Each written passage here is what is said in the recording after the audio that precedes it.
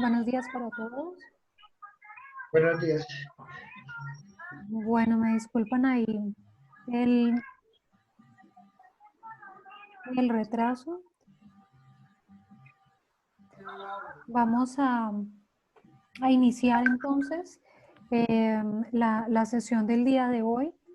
Inicialmente, pues recordándoles que la plataforma Moodle está habilitada hasta hoy a las 23:59 para que por grupos ustedes realicen la entrega de la actividad de los tratados. Si alguno tiene alguna pregunta, pues el espacio para poder aclarar cualquier inquietud. Sí me llegó por ahí una preguntita ahora respecto al el tipo de documento que puede proferir los comités. Entonces no olviden que cuando hablamos de los comités, sí, los comités normalmente presentan observaciones, ¿no? Que pueden ser observaciones finales, observaciones generales, pueden presentar informes en relación con denuncias individuales. Entonces, cada uno normalmente cuando ustedes ven al inicio del documento, les dice la naturaleza del documento. Les dice, por ejemplo, observaciones finales sobre el séptimo informe periódico de Colombia, por decir algo. Entonces, al principio del documento normalmente les dice la naturaleza o el tipo de documento al que se hace referencia y que pues ya la función, pues por ejemplo, si son unas observaciones finales, pues ya sabemos que las observaciones finales se presentan en virtud de qué función.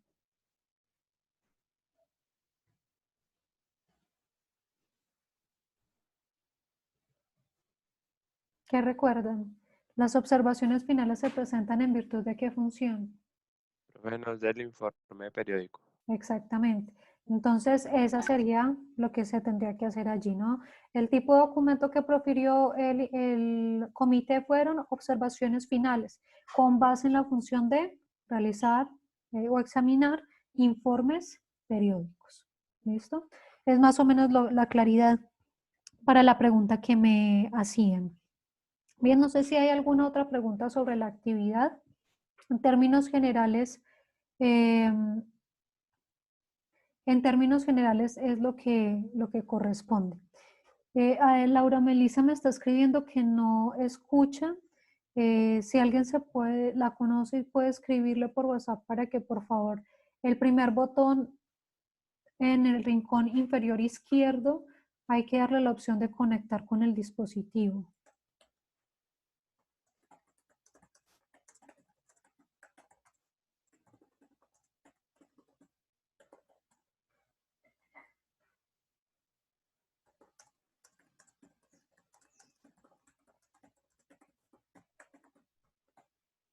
Bueno, entonces el día de hoy vamos a estar continuando con lo que tiene que ver con el sistema convencional, ya para darle cierre al sistema convencional.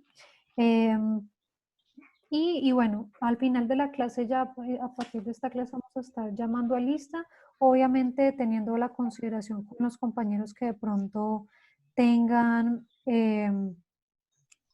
dificultades con el internet. Esta clase igual la estoy grabando para subirla luego a YouTube en caso tal de que algún compañero no haya estado presente o necesite retroalimentar. ¿Todos me escuchan bien?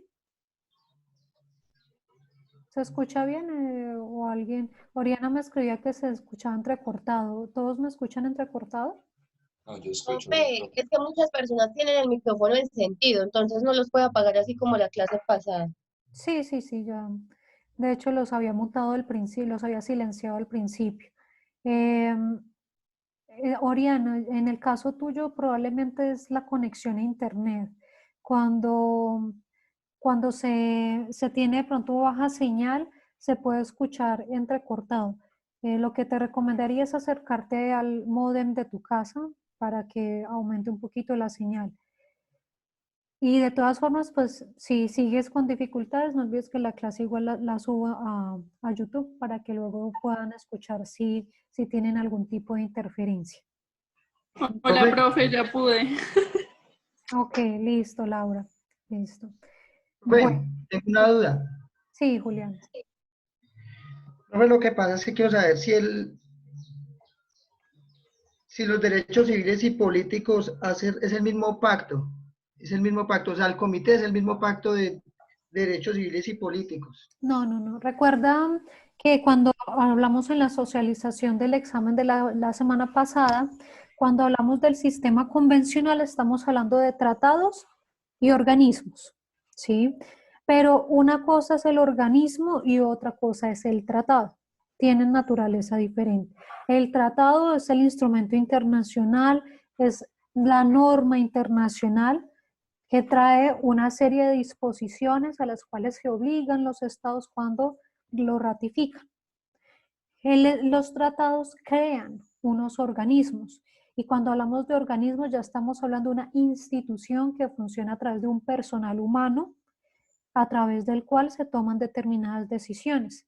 Entonces, por ejemplo, el Pacto Internacional de Derechos Civiles y Políticos es el tratado.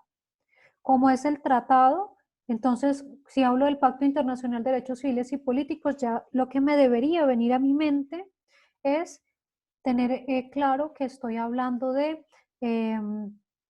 unas disposiciones que van a contener unos articulados donde están una serie de disposiciones que en el caso del pacto pues tienen que ver con los derechos de carácter civil y político, ¿sí?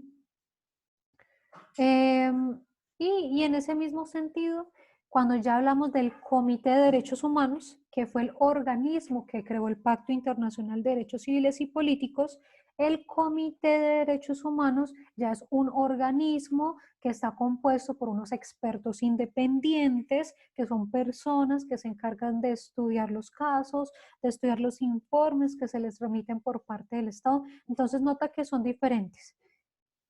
¿Sí? Cuando hablo de tratado, a mi mente tiene que venir un papel con unas disposiciones. Cuando hablo de organismo, comités en estos casos, me tiene que venir a mí un edificio con personas que están trabajando adentro. Bien.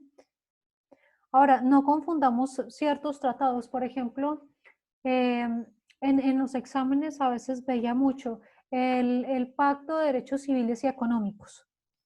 No, no.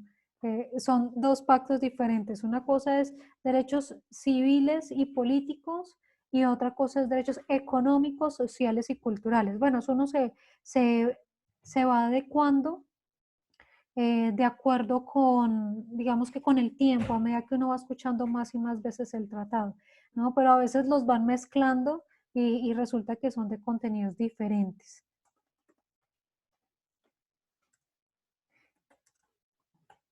Está silenciado, Julián, no te escucho.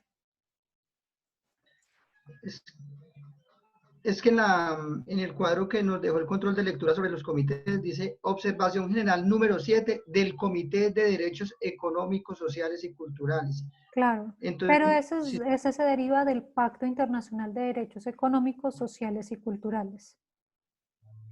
Ah, ya entendí, profe. Era eso, profe.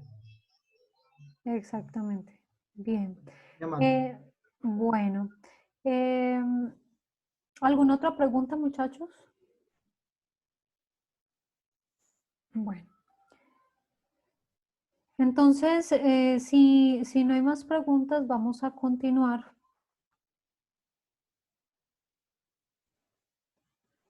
Vamos a estar continuando con nuestro tema del sistema convencional. Ya habíamos hablado entonces de la función de recibir y examinar los informes periódicos. Ya habíamos hablado también acerca de, o habíamos empezado a hablar acerca del procedimiento de las denuncias, ¿no? Y alcanzamos a hablar un poco acerca de contra quién lo puedo presentar, qué persona lo presenta, cómo se debe presentar la denuncia, es decir, aspectos básicos para la presentación de las denuncias. Hablamos acerca de qué debe contener la denuncia. Hasta ahí habíamos llegado, ¿cierto? Sí, profe, hasta ahí llegamos. Bien. Entonces, no olviden en relación con el contenido de la denuncia que estamos hablando de esos datos mínimos y básicos que requiere el comité para que al recepcionar la denuncia pues pueda darle el trámite correspondiente.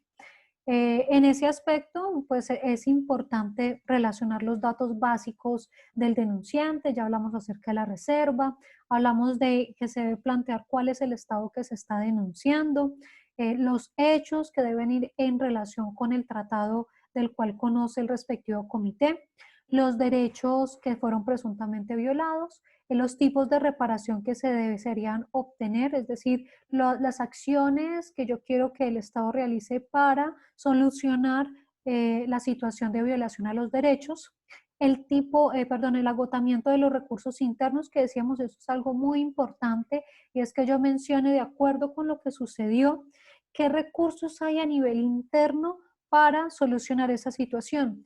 Bueno, que a nivel interno, por ejemplo, está la denuncia penal, la reparación directa, la acción de tutela, la acción de responsabilidad civil extracontractual, en fin, la acción que corresponda es la que yo debo mencionar en en la respectiva denuncia, indicar cómo lo agoté, cuándo presenté la denuncia, qué ha pasado, si es que la fiscalía no ha actuado, no ha investigado, o si se presentó el correspondiente trámite ante un juez penal, pero lleva la investigación X años. Bueno, recuerden que el agotamiento de los recursos internos es uno de los elementos importantes que los comités revisan para poderle darle trámite a la respectiva denuncia. Las pruebas son otro de los aspectos importantes a tener en cuenta, es decir, yo le tengo que mostrar al respectivo comité que yo lo que estoy diciendo no me lo estoy inventando, sino que realmente eso sucedió. Ellos no piden que se... ¿Alguien iba a hacer una pregunta? O sea que entonces tú ya no eres mi yerno, si eres... Ok. Bueno, entonces, las pruebas son muy importantes porque siempre se debe establecer para que el comité sepa que no estoy inventando lo que estoy diciendo, sino que realmente esto sucedió. Bien. Y finalmente habíamos hablado acerca de las medidas provisionales. Y cuando hablamos de las medidas provisionales, cuando habla de las medidas provisionales, entonces ahí sí tenemos que considerar si existe una situación urgente que amerite solicitar medidas provisionales. Entonces, ¿alguien recuerda que habíamos hablado que eran las medidas provisionales?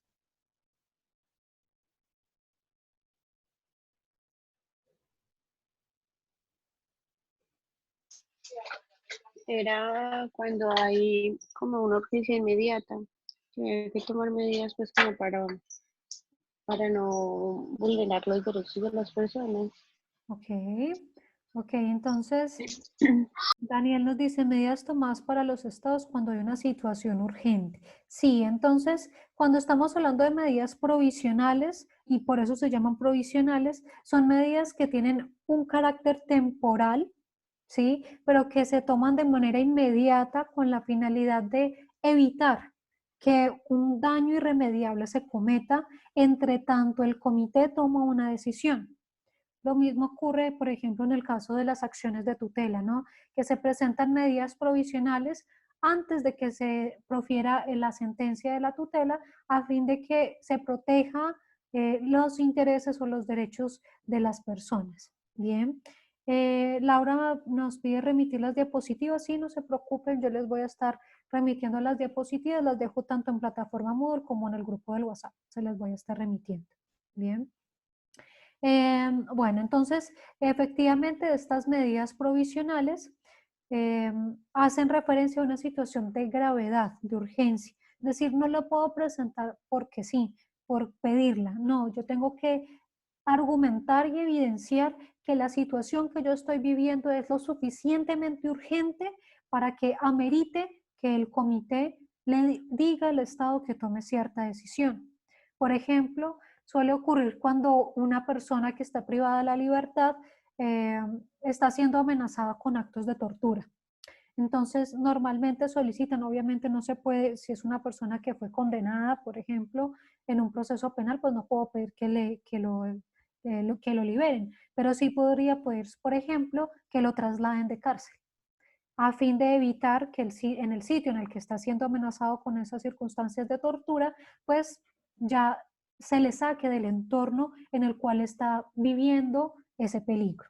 Bien, entonces las medidas provisionales no se presentan en todos los casos, es opcional si se presenta o no una circunstancia de gravedad y urgencia que así lo amerite. Bien. Por otro lado, bueno, ya lo habíamos abordado también la clase anterior, y es cuándo se debe presentar la denuncia. Y decíamos lo más pronto posible tras haber agotado los recursos internos. ¿Eso qué significa? Que en principio los tratados no contemplan un término de caducidad o de prescripción. No establecen un término mínimo en el que o máximo en el que se tenga que presentar la denuncia. Pero los comités han venido estableciendo estos aspectos conforme se han presentado los respectivos casos, y en general el término prudencial que han manejado los diferentes comités son 6 meses después del agotamiento de los recursos internos, en general. Han considerado circunstancias, digamos, excepcionales que implique un poco más de tiempo, pero lo recomendable es, en la medida en la que no haya ninguna circunstancia anómala, que se presente lo más pronto posible hasta Profe, el qué respectivo. pena. Sí. Una pregunta, lo que pasa es que yo tenía acá en el cuaderno que no hay tiempo exacto. Ellos evalúan el término, lo prudencial es de 4 meses. Había puesto 4 De meses. 4 a 6 meses, sí.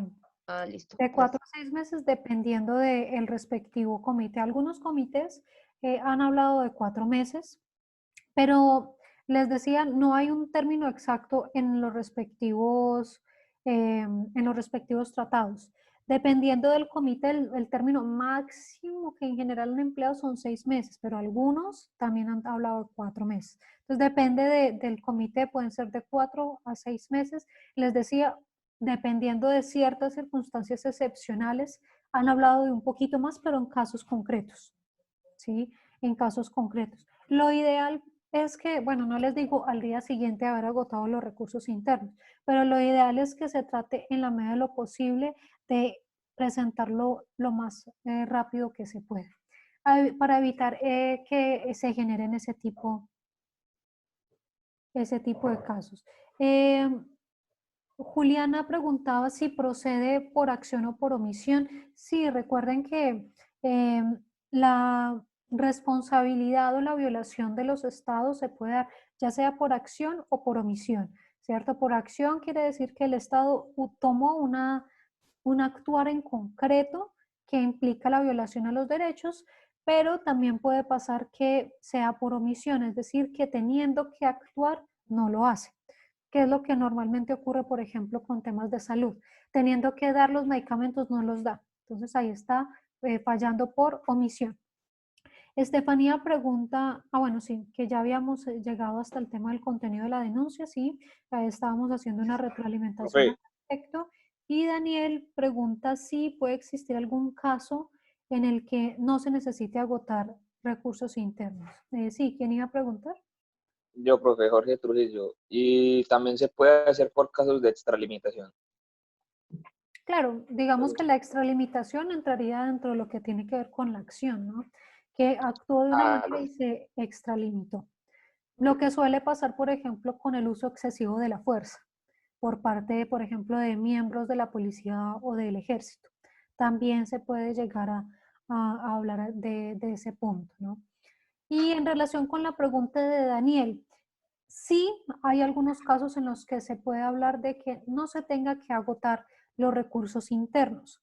¿Cuándo son esos casos? De hecho ya lo vamos a hablar en la parte de procedimiento de admisibilidad, es cuando los recursos no son efectivos o cuando no se cuenta con ningún recurso interno que remedie el caso.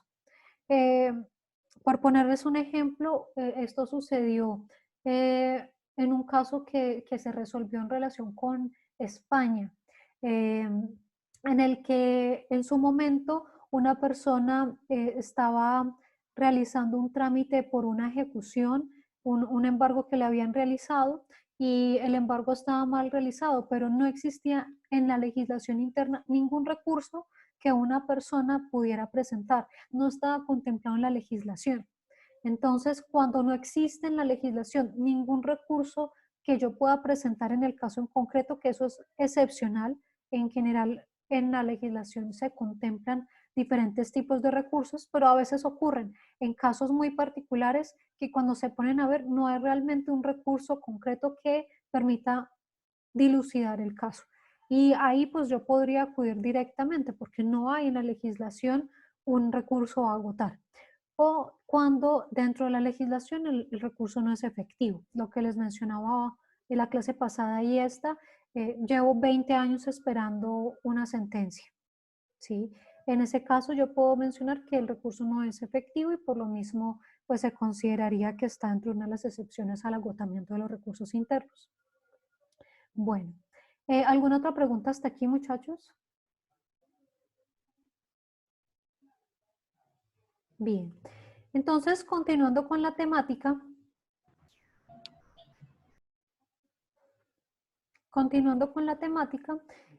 cuando estamos hablando de las denuncias se surten bajo un procedimiento.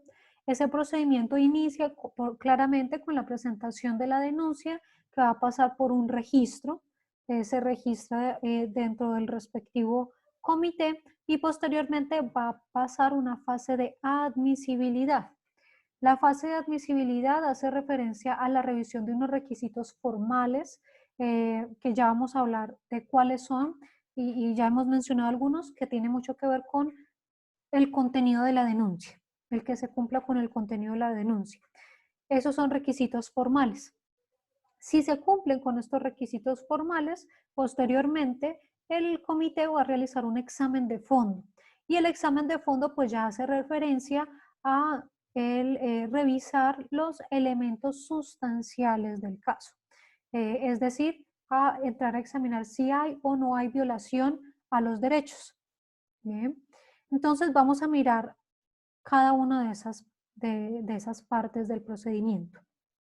¿Qué hacen los comités cuando revisan la admisibilidad de las peticiones o de las denuncias?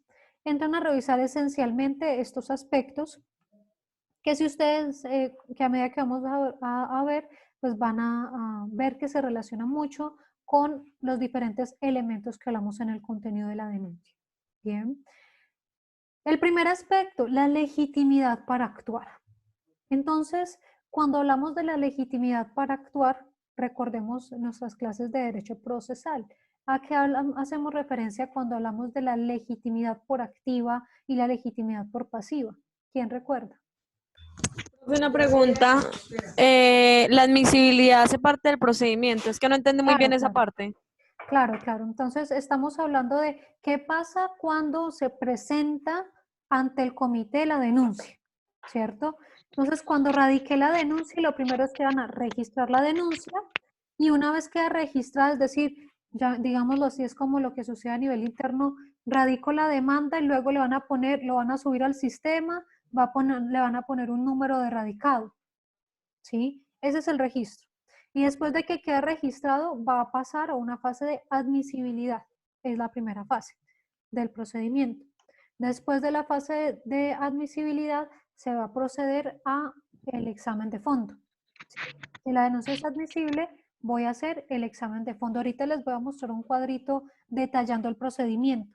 Pero aquí estamos viendo es en la fase de admisibilidad, después, es decir, después del registro, en esa fase de admisibilidad, ¿qué es lo que hace el comité?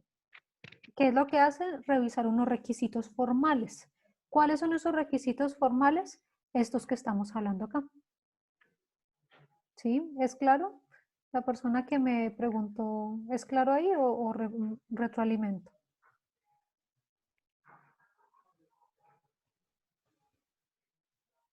Sí, profe, sí es claro, muchas gracias. Ok. Bueno, entonces Daniel nos decía, legitimidad por activa y por pasiva hace alusión a quienes pueden ser demandantes y la parte demandada. Entonces, ok, sí, muy bien. Entonces, sí, justamente cuando hablamos de cuando hablamos acerca de la respectiva legitimidad, estamos hablando de aquellos que están facultados, ¿cierto? En este caso, por activa quiere decir quienes están facultados para accionar, para demandar o en este caso para denunciar. Si ustedes recuerdan lo que veníamos hablando acerca de quiénes pueden presentar una denuncia, decíamos que el legitimado para actuar va a ser la persona que está afectada o el representante de esta persona a quien se le haya conferido una autorización para actuar en nombre de la otra persona. Es lo primero que va a mirar el comité. Es decir, yo no puedo presentar una denuncia a nombre de otra persona porque yo quiera, ¿sí? Sino que realmente tengo que tener legitimidad para actuar. Y esto va muy conectado con el segundo requisito, que es la afectación personal y directa. Cuando hablamos de afectación personal y directa, pues estoy haciendo referencia a que la persona o la víctima del caso concreto realmente se haya visto afectada de manera directa. Es decir, que yo no puedo presentar una denuncia por algo que yo me imagino que puede violar un derecho humano. Por ejemplo, yo no podría presentar una denuncia ante un comité diciéndole al comité que yo considero que la ley X vulnera derechos humanos. Bien, entonces ojo con ese caso. Estamos hablando, supongamos, en Colombia sale la ley 2020, supongamos, a través de la cual se crean unos incentivos a las empresas, por decir algo, y digamos que dentro de esos incentivos no se consideró, por ejemplo, el emplear a personas en condición de discapacidad, por decir algo. Entonces, yo me dirijo al comité en relación con las personas con discapacidad y voy a presentar una denuncia diciéndole, yo considero que esa ley vulnera los derechos de las personas con discapacidad. Y el comité me va a decir, pero ¿a quién perjudicó de manera personal y directa? No, yo pienso que eso puede violar en algún momento los derechos de alguna persona. El comité me va a decir, no. ¿Sí? Y eso lo presentaron a personas con discapacidad. Pero lo afectó. ¿O no procedería? Si lo afectó, por ejemplo, esa persona estaba solicitando un empleo y la empresa le dice, no, en virtud de esta ley no lo vamos a contratar a usted, sino a Pepito Pérez, por ejemplo, que sí no se da un beneficio tributario, por decir algo. Entonces, ahí sí esa persona puede decir que lo afectó de manera personal y directa. Bien, pero si yo lo planteo simplemente, a ver, a lo que hoy es, en últimas, ante un comité no puedo presentar lo que en Colombia sería una demanda de inconstitucionalidad. ¿Me hago entender? Yo no le puedo pedir a un comité que revise si una ley o una disposición en general viola los derechos humanos, porque recuerden, la ley es general y abstracta. Entonces, si yo no le llevo un caso concreto, el comité me va a decir, no, yo no puedo conocer de esa denuncia porque no hay una afectación real y directa.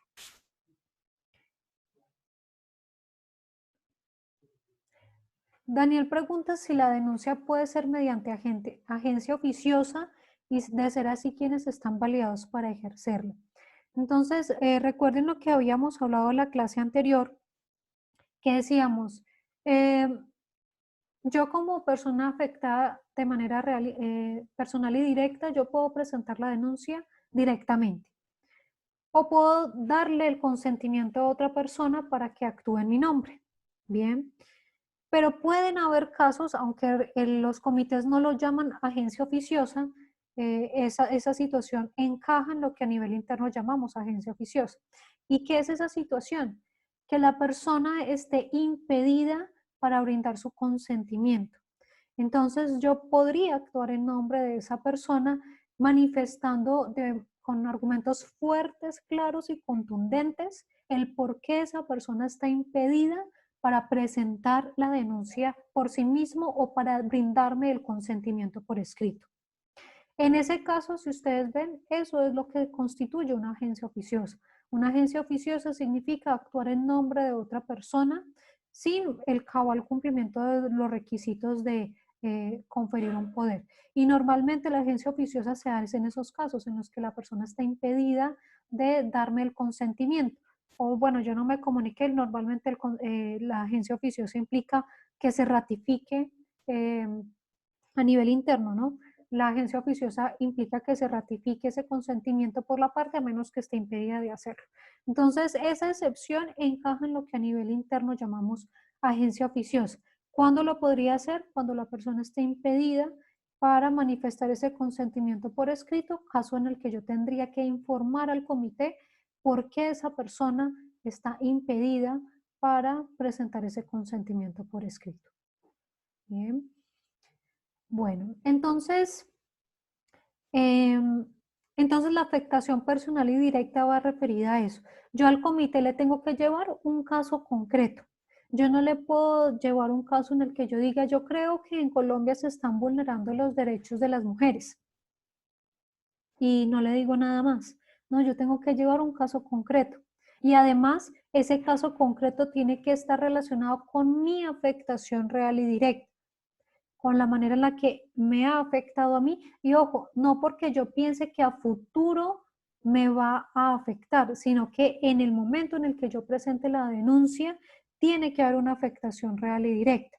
Lo que planteaba la compañera, pero ¿qué pasa si la denuncia la presenta una persona con discapacidad? Y por eso les decía, ¿pero lo afectó?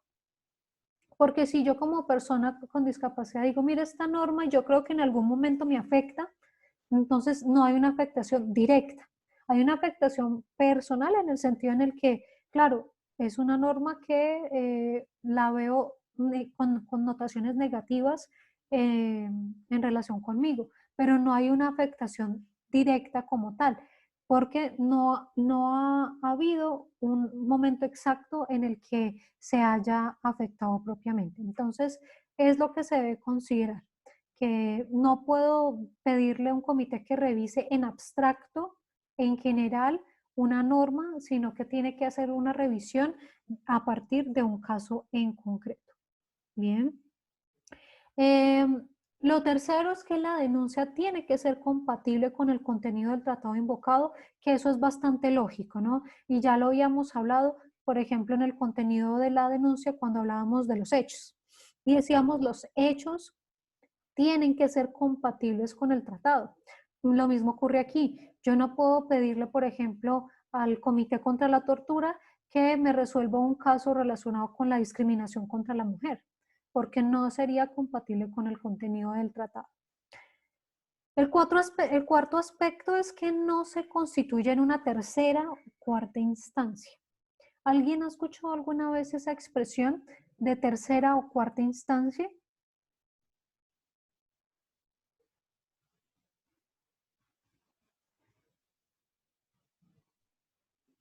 Bueno, entonces... No, profe, yo nunca he escuchado ese término.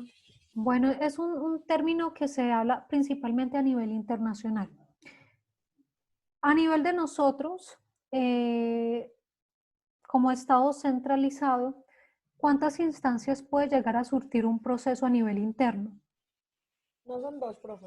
2 instancias, muy bien.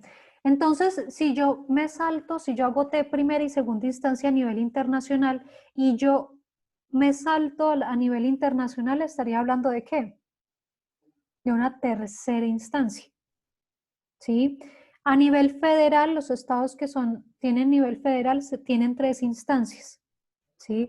Por lo mismo, cuando acuden o saltan a nivel internacional, estarían hablando de una cuarta instancia, ¿bien? ¿A qué se hace referencia eso?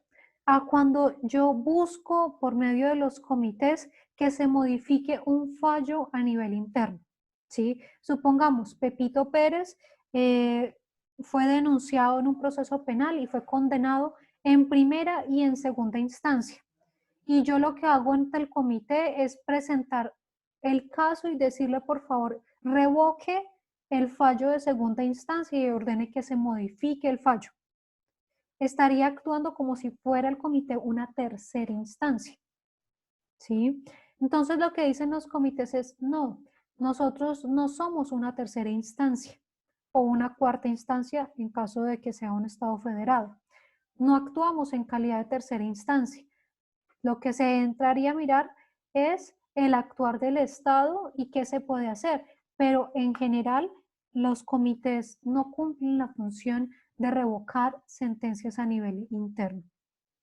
Y hago un paréntesis aquí, eso es un tema controversial porque hay ciertos organismos internacionales que lo han llegado a hacer. Por ejemplo, la Corte Interamericana, sobre todo en sus inicios, en su primera década de funcionamiento, lo llegó a hacer. Ahora es mucho más reticente a hacerlo, pero la Corte Interamericana ha, en algunos casos, examinado el procedimiento penal que se ha realizado a nivel interno por parte de los estados y ha llegado a ordenar, por ejemplo, que se tome determinada decisión. En el sentido en el que, por ejemplo, que se le realice un juicio justo a X persona con el cumplimiento de X formalidades. Eso se ha dado sobre todo cuando se comprueba que dentro del caso no hubo el cumplimiento o la observancia del debido proceso. Pero en general, los organismos internacionales actualmente son muy reticentes a la hora de que las personas les pidan que se modifique un fallo a nivel interno, ¿sí? Normalmente no lo hace y no es el propósito que se busca con las respectivas denuncias. Bien. El quinto punto, la falta de fundamentación. Hace referencia propiamente a cuando yo presento una denuncia sin explicar bien qué quiero, qué sucedió. Cuando yo simplemente presento una denuncia y diciendo se violaron los derechos en Colombia y no digo qué derechos y no digo, por ejemplo, qué fue lo que ocurrió por lo cual yo estoy alegando que hubo violación a los derechos. Cuando no presento ninguna prueba, cuando hago afirmaciones infundadas. Entonces, en esos casos, normalmente cuando se hace el registro, la Secretaría puede pedir información adicional si encuentra que hay algún elemento que sea oscuro para el comité entenderlo. Pero si la denuncia, digámoslo así, no tiene pies y cabeza, normalmente no pasa el criterio de admisibilidad. Y bueno, eso ha pasado en muchas partes. Si ustedes miran, la Corte Constitucional a veces se ha quejado de ciertas tutelas que presentan que son completamente infundadas y a veces eso también ha pasado en el sistema interamericano y en los mismos comités, ¿no? La persona que acude al comité porque Pepito Pérez no me quiere pagar mi letra de cambio. Sí, es decir, algo que realmente no tiene un fundamento, ¿no? En relación con el contenido de los tratados. Bien. ¿Alguna pregunta hasta aquí, muchachos? No, profe. Ok. El siguiente punto es que, y esto es muy, muy importante, es que la denuncia sea posterior a la entrada en vigor del mecanismo de presentación de denuncias. ¿A qué se hace referencia con esto? Entonces, recuerden que en principio cuando empezamos a hablar de las denuncias dijimos, para que se pueda conocer una denuncia por parte de un comité, tiene que haberse reconocido la competencia del comité en relación con ese tratado. ¿Qué puede pasar? Puede pasar, por ejemplo, que yo haya ratificado el día de hoy el tratado, pero no fue sino hasta después de 5 años que yo le di competencia al comité para conocer de la presentación de denuncias. Les pongo aquí el ejemplo. Por ejemplo, supongamos que yo, Colombia, en el año 2000 ratifiqué la Convención contra la desaparición forzada. ¿Sí? Solo ratifiqué la Convención contra la desaparición forzada. Si ustedes recuerdan, cuando hablamos acerca de la desaparición forzada, solamente requiero que el Estado presente una declaración en donde indica si le confiere o no le confiere la competencia a el comité para conocer de las denuncias. Supongamos que Colombia ratificó en el año 2000, pero no le confirió en ese momento la competencia al comité para conocer del mecanismo de presentación de denuncias. ¿Será que yo como persona en el año 2000 podría haber presentado una denuncia ante el comité sabiendo que Colombia todavía no ha presentado la declaración a través de la cual le confiere competencia al comité para conocer de las denuncias? ¿Podría entonces yo presentar una denuncia ante el comité? ¿Qué piensan No, ustedes? profe, no se puede. No le ha dado competencia. Exactamente. No le ha dado competencia y por lo mismo no tiene la facultad. Pero resulta que Colombia en el año 2005 presentó declaración dándole competencia al comité para conocer de las denuncias. Eso quiere decir que a partir de qué año se podrían presentar denuncias ante este comité. Del 2005. A partir del 2005. Antes del 2005, si yo presentaba una denuncia, me van a decir no, porque no tenemos competencia.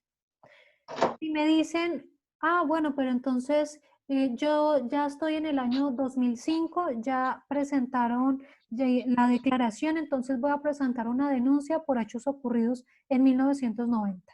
¿Podría hacerlo?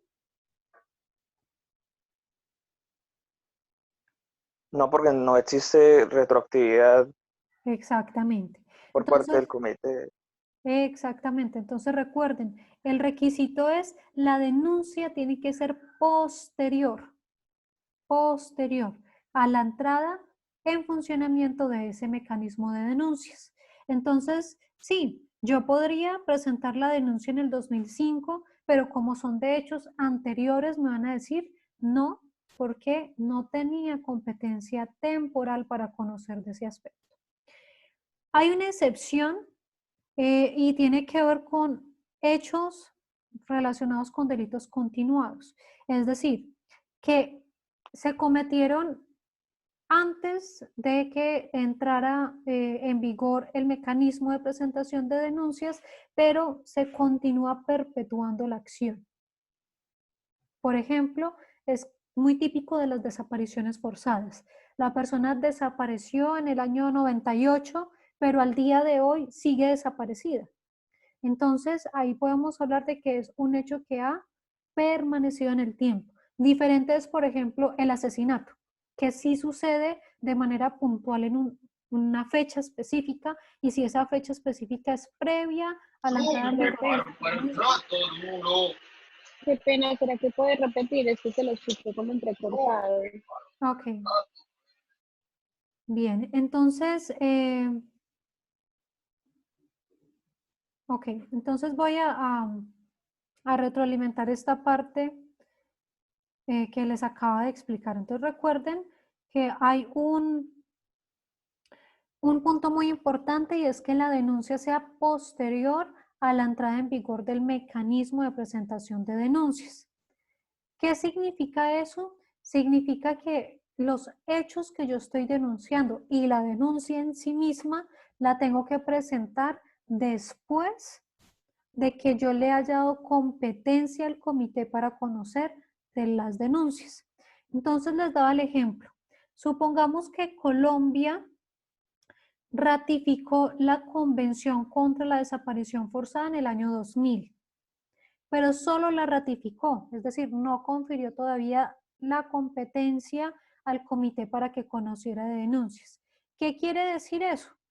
Quiere decir eso que para el año 2000 y de ahí en adelante, si nunca confiere la competencia al comité para conocer de las denuncias, nunca podría ser admisible una denuncia ante ese comité, porque nunca le di competencia. Pero si resulta que Colombia en el 2005 presentó la declaración en la que le dio competencia al comité para conocer de las denuncias, ¿sí? Entonces eso quiere decir que a partir de ese momento va a ser o va a entrar en vigor el mecanismo de presentación de denuncias a partir del momento en el que yo le di competencia al comité a través de la declaración. ¿Sí? ¿Hasta ahí claro? ¿Alguna pregunta hasta ahí? Ok, entonces, en el momento en el que yo le presenté, le di la competencia al comité para conocer de las denuncias, es a partir de ese momento en el que las personas van a estar facultadas para conocer o para presentar denuncias ante el comité. Es decir, que antes de ese 2005 yo no podía presentar denuncias ante el comité. Y después del 2005 yo puedo presentar denuncias de hechos que sean posteriores a la denuncia. Si yo presento en el 2006 una denuncia de hechos que sucedieron en 1990, no podría. Primero, porque no estaba, ni siquiera había ratificado para la época el tratado principal. Y segundo, porque tampoco le había dado competencia para la época al comité para conocer de esas denuncias. Bien, entonces siempre que yo presente la denuncia tiene que ser después de que el Estado le haya conferido competencia al comité para conocer de las denuncias. Les decía, sí, que la única excepción es que sean hechos que aunque se cometieron en el pasado, sean hechos que se continúen realizando al día de hoy. Por ejemplo, les decía, la desaparición forzada. Supongamos que un familiar mío en el año 98 desapareció. Se pusieron las denuncias, se hicieron los trámites judiciales, pero hasta la fecha no se ha podido encontrar a la persona. No se sabe si está vivo, no se sabe si está muerto, no se sabe dónde está. Y el Estado pues tampoco sabe porque puede que sí o no haya investigado.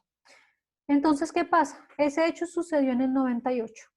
Yo en el 98 no podía llevar la denuncia ante el comité porque el tratado se ratificó en el 2000. En el 2000 tampoco podía presentar la denuncia ante el comité. ¿Por qué? Porque todavía no le había dado competencia al comité para conocer de las denuncias. Fue en el 2005 en donde se le dio competencia al comité para conocer de las denuncias. ¿Podría presentar la denuncia ante el comité por ese hecho de desaparición forzada? Sí. ¿Por qué? Porque si bien el hecho se dio en el 98, es un hecho continuado. Es lo que ustedes en derecho penal han conocido como delitos continuados, ¿sí? Es decir, el hecho de desaparición forzada no finalizó en el 98. La desaparición forzada sigue realizándose al día de hoy y por lo mismo es que técnicamente estamos hablando de la desaparición forzada que empezó en el 2005 y que sigue hasta la fecha. ¿Me hago entender hasta ahí, muchachos? ¿Alguna pregunta? Ok. Entonces, diferente sería que no estemos hablando de la desaparición forzada, sino que supongamos estamos hablando del asesinato de Pepito Pérez que se dio en 1998. ¿Será que de ese asesinato sucedido en el 98 yo después del 2005 puedo presentar la denuncia ante el comité por el asesinato sucedido en el 98? ¿Qué piensan ustedes? No, profe, porque no es parte de los delitos continuados. Exactamente. Exacto, profe. Exactamente. Entonces no podría presentarlo porque ahí sí fue puntualmente en el 98 en donde inició y terminó la acción. Entonces, Diferente por lo mismo, fuera, profe, sí. diferente fuera si fuera como con los líderes sociales. Ok, digamos que con los líderes sociales tiene una connotación diferente porque se le está empezando a tratar como un delito sistemático, ¿cierto? Que puede dar lugar a que se empiecen a hablar de crímenes de lesa humanidad. Y cuando hablamos de crímenes de lesa humanidad, pues ya podemos empezar a hablar de que tienen otra connotación. Pero en general ha sido principalmente la desaparición forzada, el caso en el que principalmente se ha hablado de este aspecto, ¿sí? Bueno, ya hechos que sucedan con posterioridad a la declaratoria de la denuncia, de la competencia de la denuncia, pues ya no hay inconveniente. Todos los hechos que sucedan de ahí en adelante, pues tendrían competencia por parte del comité. Bueno, ¿alguna otra pregunta, muchachos? Bien. El otro aspecto tiene que ver con la prejudicialidad internacional. Profe, Sí. qué pena. ¿Será que usted me podría hacer un favor de explicarme de nuevo lo de que no se constituye una tercera ni una cuarta instancia? Es que no me quedó muy claro. Ok. Bien, entonces cuando hablamos de una tercera o cuarta instancia, bueno, en el caso de Colombia, a nivel internacional se hablaría de una tercera instancia, ¿no? A ver, recuerden, a nivel interno, los procesos judiciales, ¿no? Cuando hablamos de tercera o cuarta instancia, estamos hablando de procesos judiciales. Todos los procesos judiciales se surten en ciertas instancias. Hay procesos de única instancia, pero en general la mayoría de los procesos siempre van a surtir a nivel interno Colombia 2 instancias, ¿sí? ¿Será que, bueno, cuando yo llego a una segunda instancia, recuerden que opera el fenómeno de la cosa juzgada? ¿Qué quiere decir cosa juzgada? Significa que la decisión que se tomó en segunda instancia no puede ser modificada. En general no puede ser modificada. Hay una excepción a nivel interno, ¿no? De cómo podría ser modificado un fallo de segunda instancia. ¿A alguien se le ocurre cómo? ¿Cómo podríamos modificar un fallo de segunda instancia? Casación. Ok. Puede ser cuando existan recursos extraordinarios como la casación o Sí, la o de revisión. revisión. Pero hay otro hecho que es mucho más atípico y excepcionalísimo, que son las tutelas contra providencias judiciales. ¿Ok? Que vendrían a ser que, o recuerden, es un mecanismo excepcionalísimo, no procede en todos los casos, tiene unos requisitos bien estrictos para su procedibilidad, pero se han dado casos en los que, por ejemplo, la Corte Constitucional le ha ordenado a X tribunal o X juzgado que vuelva a proferir su sentencia. ¿Sí? Lo que ha hecho la Corte es que técnicamente no profiere un tercer fallo, sino que le ordena a la autoridad judicial correspondiente, digámosle que le quite efectos al fallo de segunda instancia y le ordena a la entidad que vuelva a hacer ese fallo de segunda instancia de acuerdo con X criterios, ¿sí? Pero eso es a nivel interno. Lo que pasa es que hay personas a nivel que cuando no se sienten satisfechas con ese fallo de segunda instancia, tratan de hacer una tutela contra providencia judicial a nivel internacional. ¿Cómo? Diciéndole al comité, ordénele al Estado que modifique el fallo de segunda instancia. O ordene la nulidad del fallo de segunda instancia y dicte usted la sentencia. ¿Sí? Por eso lo llaman tercera instancia, porque lo toman como si el comité fuera un juez de tercera instancia que tendría la facultad de modificar el fallo del juez nacional. Y el comité no tiene esa facultad. El comité de hecho dice que no presenten denuncias por eso, porque realmente la administración de justicia es un hecho que compete a nivel interno. Les decía, ha sido controversial porque, por ejemplo, la Corte Interamericana en algunos casos muy excepcionales ha llegado a hacer algo parecido a lo que ha hecho la Corte Constitucional diciéndole al Estado modifique su fallo en X sentido o dicte un nuevo fallo respetando el debido proceso en X aspectos. ¿Sí? Ha sido algo muy excepcional, pero ha llegado a pasar. Pero por parte de los comités no. Los comités directamente dicen no somos una tercera instancia o una cuarta instancia que se hablaría en los estados federales. En los estados federales normalmente se surten 3 instancias. Nosotros no, nosotros solo tenemos 2. Pero pues a eso hace referencia la tercera o cuarta instancia. El solicitarle al comité que modifique un fallo a nivel interno, ¿sí? Eso es una competencia que no surten los comités. Bien. ¿Es claro alguna pregunta de eso? Sí, profe, yo tengo otra pregunta. Sí. Digamos, en el en las instancias internas uno tiene serias sospechas o está seguro de que no hay garantías del principio de legalidad y debido proceso, digamos, por temas de corrupción. ¿Uno qué podría hacer al respecto, digamos, frente al comité con esa situación?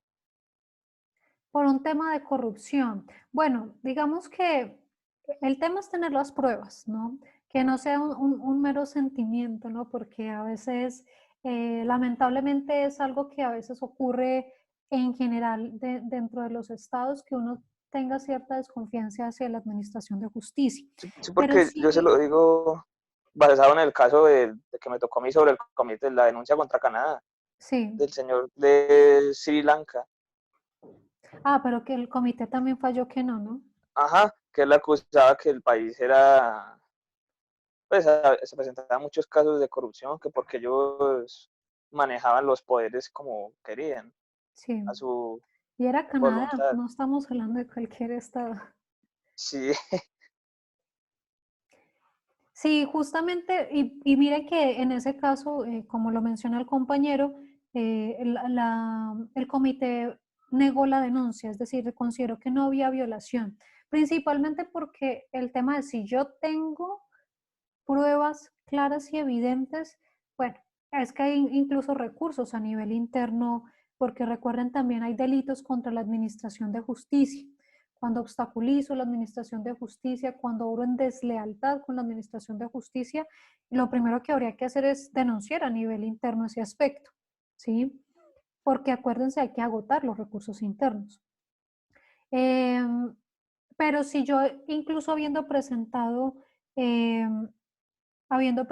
el fallo, bueno, recuerden que a nivel interno, por ejemplo, hay un delito que es el fraude procesal, que tiene que ver mucho con eso, cuando hay actos de corrupción, cuando hay actos de manipulación de testigos, etcétera, el delito de fraude procesal, pues lo primero que tendría que hacer es eso.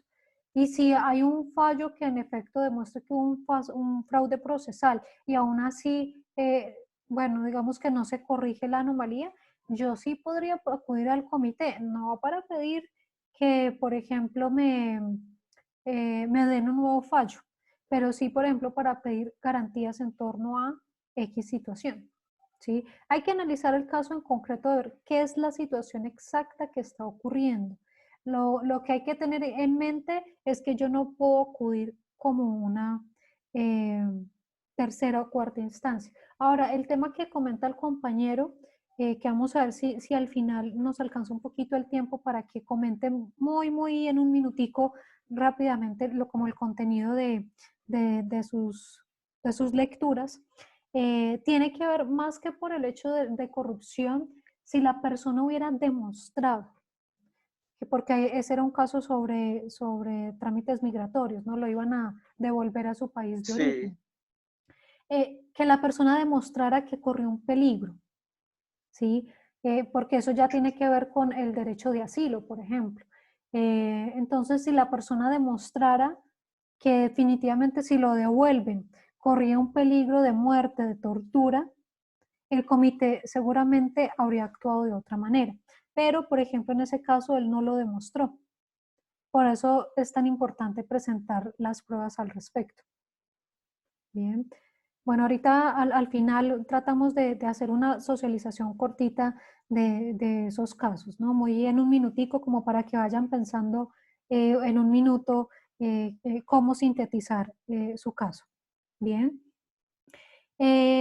Entonces, continuando con los aspectos de admisibilidad, recuerden que cuando hablamos de prejudicialidad a nivel interno, estamos hablando de cuando dos casos están interrelacionados y un caso o una decisión depende del fallo que se dé en otro caso.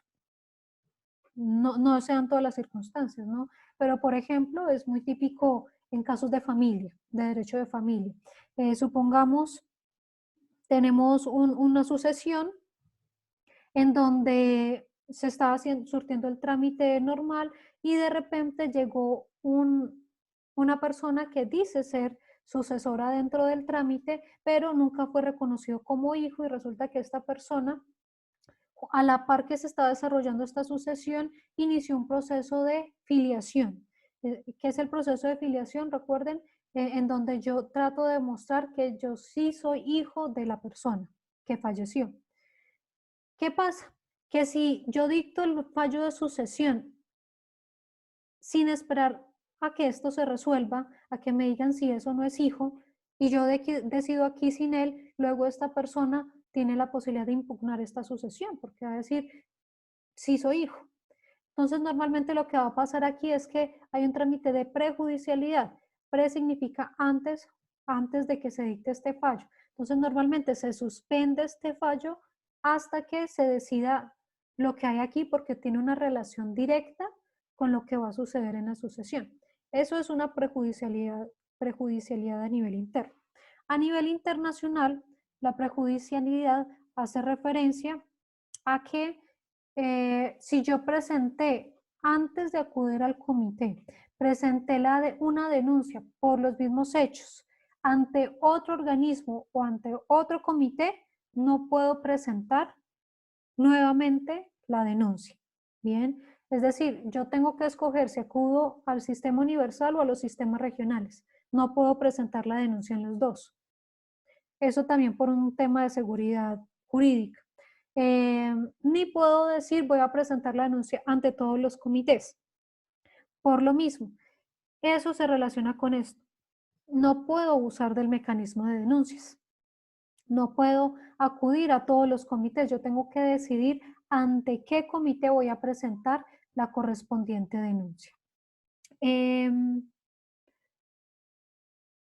Oriana, ¿me pide repetir la definición de qué? ¿De prejudicialidad? ¿O de...? Ok.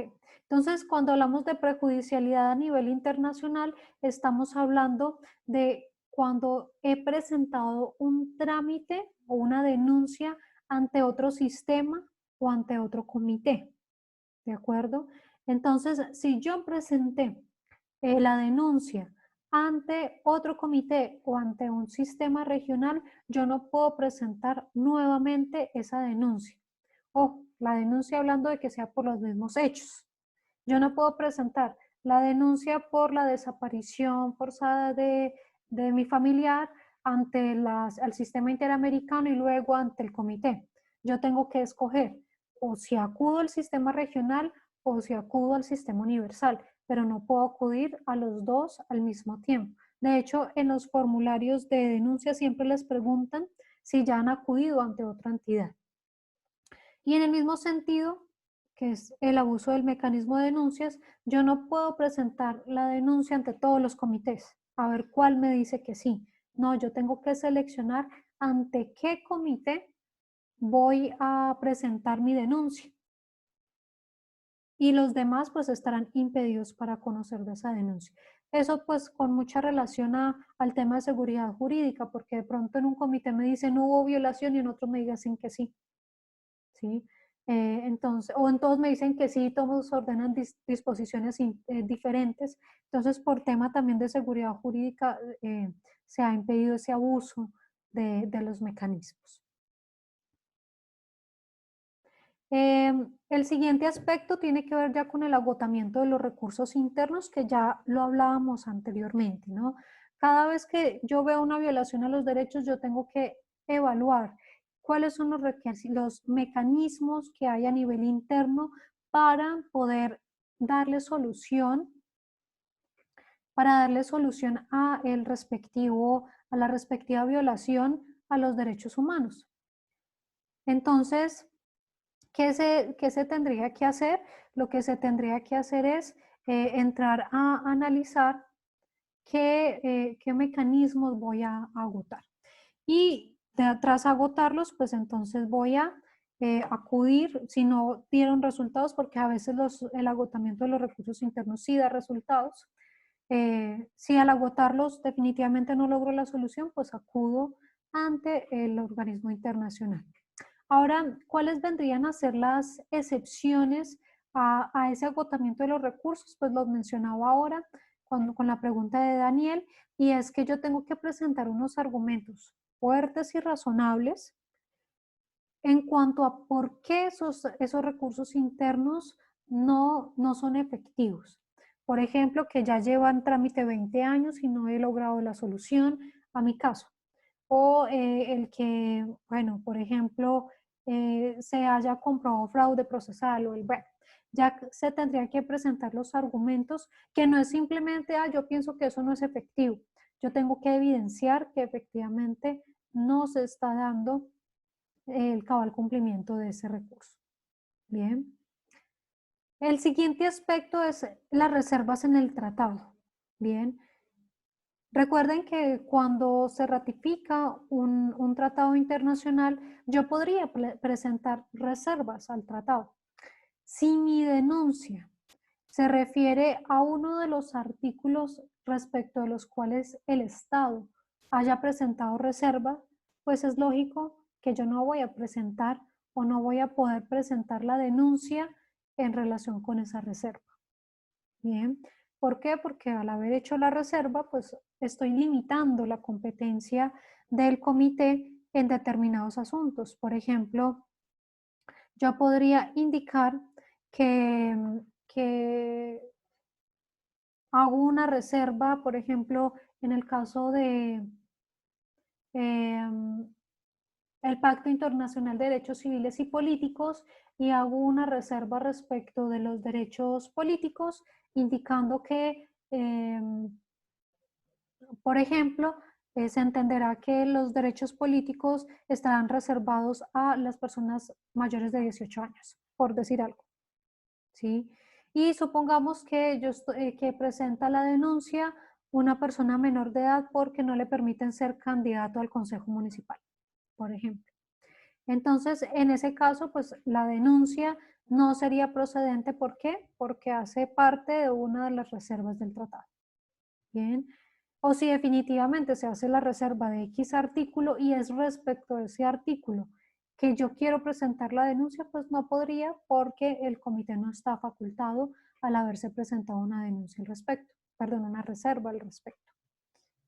Bien. Profe, ¿podría repetir lo de las reservas? Que no lo entendí bien. Ok. Por favor. Entonces, retomo esa parte. Recuerden, cuando yo ratifico el tratado internacional, en el momento en el que yo lo ratifico, yo puedo presentar reservas. ¿Qué es una reserva? ¿Quién recuerda qué es una reserva? Cuando el Estado dice que, o sea, como que algo del tratado no se va, o sea, no se va a obligar a eso. Exacto. Entonces, cuando yo le indico o aclaro que respecto de determinado artículo del tratado, no lo voy a aplicar, ¿cierto? Entonces, hago una reserva respecto de, supongamos, el artículo que prohíbe la pena de muerte. Entonces, yo voy a hacer una reserva en ese sentido porque yo tengo contemplada en mi legislación interna la pena de muerte. Entonces, hago una reserva en ese aspecto. Bien. Yo como Estado hice la reserva, pero resulta que dentro de ese Estado una persona fue condenada a pena de muerte y considera que se están violando sus derechos humanos por haber sido condenado a pena de muerte. Y acude ante uno de los comités diciéndole: señor comité, me condenaron a pena de muerte, el tratado prohíbe la pena de muerte, entonces yo solicito que le indiquen al Estado que no me aplique la pena de muerte, y presenta su denuncia. ¿Qué hace el respectivo comité? El comité le va a decir: bueno, esa denuncia no la puedo recibir porque el Estado hizo una reserva al tratado internacional indicando que en su estado, en su jurisdicción, se va a aplicar la pena de muerte. ¿Sí?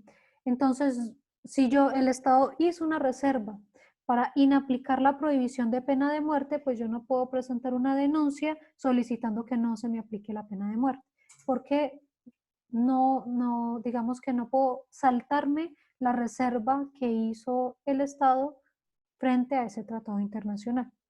¿Sí? Entonces, si yo presento una denuncia frente a un artículo en el que el Estado hizo una reserva, pues la denuncia no es procedente. ¿Sí? ¿Es claro, muchachos? ¿Alguna otra pregunta? Sí, profe, muchas gracias. Ok. Bien, entonces esos son los aspectos de admisibilidad de la respectiva, denuncia. Jessica pregunta entonces, ¿cuándo no procede? ¿Cuándo no procede la denuncia? Entonces, en el caso de que exista una reserva, entonces la denuncia no procede cuando se hace respecto de un artículo en el que el Estado presentó una reserva. Por ejemplo, yo presento una denuncia en donde indico que se está violando el artículo 4 del Pacto Internacional de Derechos Civiles y Políticos. Pero el Estado, cuando ratificó la convención, perdón, el pacto, hizo una reserva sobre el artículo 4. Justamente una reserva de lo que yo estoy denunciando propiamente ante el comité. Entonces, ¿qué me va a decir el comité? No, usted no puede, la denuncia no es procedente, no porque no haya violación, puede que la haya, pero la denuncia no es procedente porque el Estado, cuando hizo esa reserva, le quitó competencia al comité para conocer de lo que ese artículo planteaba. Bien, es eso. Bien. Listo. Bien, entonces, Profe, sí, yo tengo una pregunta. Si sí. digamos, bueno, antes de eso, me quiero preguntar otra cosa. La reserva de algún artículo de un tratado solo se puede hacer en el momento que se vaya a ratificar, o puede ser posterior a eso. No puede ser posterior. Las reservas se tienen que presentar en el momento de la ratificación. Dale. Ujú. Y si, ¿cuántos artículos de un tratado puede hacer reserva un Estado? No hay propiamente un número mínimo ni máximo. Digamos que todo funciona bajo una lógica, ¿no? Si yo ratifico un tratado para presentar reservas respecto de todos los artículos, pues no tiene sentido que lo ratifique, ¿no? Normalmente los estados presentan las reservas muy en base a lo que hay en su legislación, de acuerdo con lo que no quieran modificar. Lo que les decía, por ejemplo, respecto de la pena de muerte, por ejemplo. Pero lo importante es tener claro que yo no puedo presentar reservas que sean contrarias al objeto y fin del tratado. Y por lo mismo, por lo menos en lo que tiene que ver con lo que tiene que ver con tratados en derechos humanos, pues no es tan, digamos que tan fácil hacer una reserva en cualquier sentido. Es decir, que yo voy a hacer reserva del derecho a la libertad de expresión, del derecho a la vida, más allá de lo que tiene que ver con la pena de muerte o algunos aspectos muy puntuales, pues si yo excepciono y respetar los derechos humanos sería bastante ilógico, ¿no? Entonces, sí, todo es bajo la lógica de que la reserva no puede ir en contra del objeto y fin del tratado y bajo la lógica de que, pues, si voy a hacer una reserva de respecto de la mayor parte de los articulados, pues el Estado se entendería que no debería entonces, pues, ratificar el tratado si no se quiere obligar a cumplir con él. Bien. Profe, o sea que sería ilógico hacer una reserva sobre la pena de muerte. Como siempre que nos da el ejemplo de pena de muerte, pues sería como algo Bueno, ilógico pues hacer una es el reserva de que eso. me viene a la mente en este momento, ¿no? Por ejemplo, si yo no quiero aplicar pena de muerte, yo no voy a ratificar el protocolo facultativo sobre la abolición a la pena de muerte, ¿sí? Podría ratificar la Convención Americana y plantear la reserva respecto de ello, ¿sí? Y hay ciertos aspectos, ¿no? Que a veces los estados prefieren plantearlos mediante reserva, pero digamos que son aspectos muy, muy puntuales o muy específicos. Por ejemplo, en tema de libertad de expresión, ¿cierto? En donde, por ejemplo, se pueda limitar la libertad de expresión, por ejemplo, a efectos de las campañas, en donde los medios de comunicación, por ejemplo, no puedan supongamos, presentar, o más bien que los medios de comunicación tienen que actuar de manera equitativa con todos los candidatos para garantizar la participación política, por ejemplo. O bueno, ya tienen que ver como aspectos muy puntuales con relación a la legislación, ¿no?